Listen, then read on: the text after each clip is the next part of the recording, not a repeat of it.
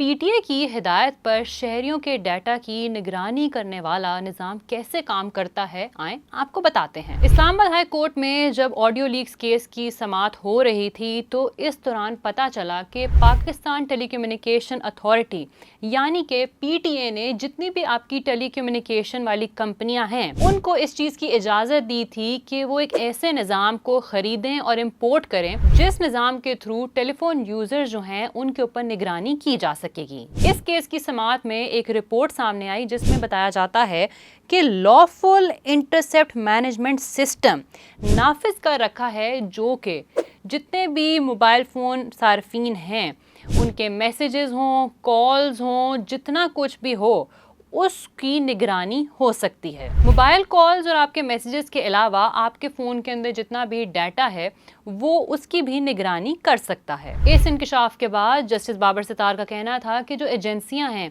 वो इस डाटा को निगरानी के लिए सिर्फ और सिर्फ इस्तेमाल करती है। उनका मज़ीद ये भी बताना था कि टेलीकॉम कंपनियों को सिर्फ 2% लोगों की निगरानी करने की इजाज़त मिली है, तो लगभग 40 लाख लोग ऐसे हैं पाकिस्तान में जिनका जो डाटा है वो एनालाइज हो रहा है, मतलब कि जो डाटा है उनका उसके ऊपर निगरानी कर सकती है पी टी ए। अब ये जो निज़ाम ख़रीदा गया है इसके थ्रू होता क्या है कि जो एजेंसियां हैं वो टेलीकॉम कंपनी को एक रिक्वेस्ट करती है, दरख्वास्त भेजती है कि हमें इस फलाने इंसान का जो डाटा है हमें वो मुयस्सर है। इस दरख्वास्त के बाद जो आपका टेलीकॉम ऑपरेटर है वो एजेंसी को आपका जितना भी डेटा है जिसके अंदर आता है आपका कॉल रिकॉर्ड, कॉल डाटा, आपके मैसेजेस, वो एजेंसी को मुहैया कर देती है। अदालती दस्तावेज़ात में ये भी इंकशाफ हुआ कि जब एक मर्तबा एजेंसी को डाटा दे दिया जाता है तो आपकी जितनी भी कॉल्स हुई हैं वो एजेंसी सुन सकती है, आपके जितने भी मैसेजेस आपने किए हुए हैं वो एजेंसी पढ़ सकती है,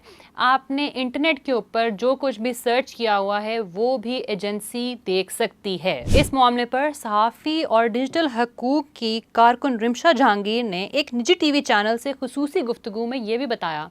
कि सिर्फ आपकी कॉल्स और SMS नहीं दिए जाते बल्कि जो आपका एनक्रिप्टेड डाटा है यानी कि जितने आपके व्हाट्सएप के ऊपर मैसेजेस हैं वो भी एजेंसियों को मुयस्सर कर दिया जाता है। इस्लामाबाद हाई कोर्ट ने इन तमाम इंकशाफात के बाद टेलीकॉम कंपनियों को रोक दिया है आर्जी तौर पर सिर्फ कि आप अपने जो यूज़र्स हैं उनका ये जो सेंसिटिव डाटा है वो आप एजेंसियों को मुयस्सर नहीं कर सकते। और तो और इस्लामाबाद हाई कोर्ट ने पीटीए से एक रिपोर्ट भी मांगी है कि उनको बताया जाए कि जो पूरा निज़ाम है इसको कैसे हासिल किया गया था, इसको कैसे ख़रीदा गया था। इस्लामाबाद हाई कोर्ट का ये भी पूछना था कि उनको इस चीज़ का भी जवाब चाहिए कि जो पूरा डाटा आप ले लेते हैं एक सारिफ का,